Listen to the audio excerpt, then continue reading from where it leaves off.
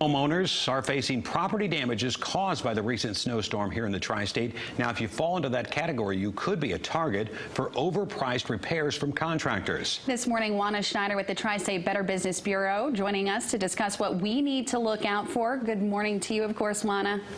Good morning. All right, so first off, today we're talking about storm chasers. For people who don't know what a storm chaser is, just kind of talk to us about who they are and what they do. Yes, a storm chaser is somebody who takes advantage of hurricanes, snowstorms, and all sorts of natural disasters in order to ask if you need any kind of repairs, taking your money and then never delivering anything. So be really careful about them. An easy concept to understand if you're dealing with scam artists. What are some easy ways for people to combat these contractors and their prices? Yes. So the first thing that you can do is not let them intimidate you. Unfortunately, they use a lot of high-pressure tactics, and you've probably heard this so many times. This is a once-in-a-lifetime kind of deal. If you don't say yes today, I'm going to leave, and you're never going to see me. This is actually 75% off. I have some leftover material from a different job, and so on. Now, this also affects reputable contractors. So how do they combat the seedier side of their industry? What resources are available to them?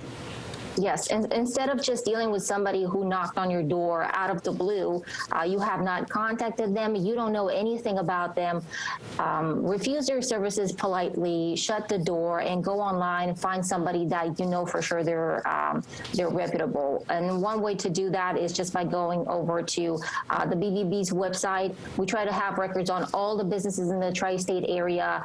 You'll find there our reports about them, if they have any complaints, what their rating is, and so on. Juana, you were just talking a little bit about door-to-door people knocking. Obviously, that to me would seem as though it's a red flag, and a lot of these places are licensed, bonded, and insured. What can people do if they are looking for home repairs after these storms? What do people need to do as far as research on their end before calling certain contractors, if you will?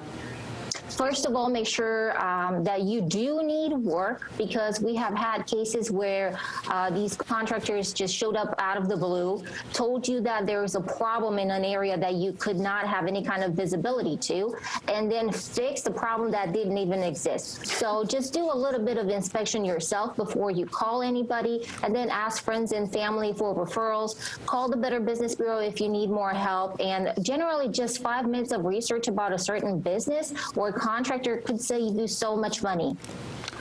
Juana Schneider with the Tri-State Better Business Bureau, always bringing us topics that are hot item topics right now, and of course these home repairs would be in that category. Thank you again, Juana. Thank you, guys. We'll see you next week.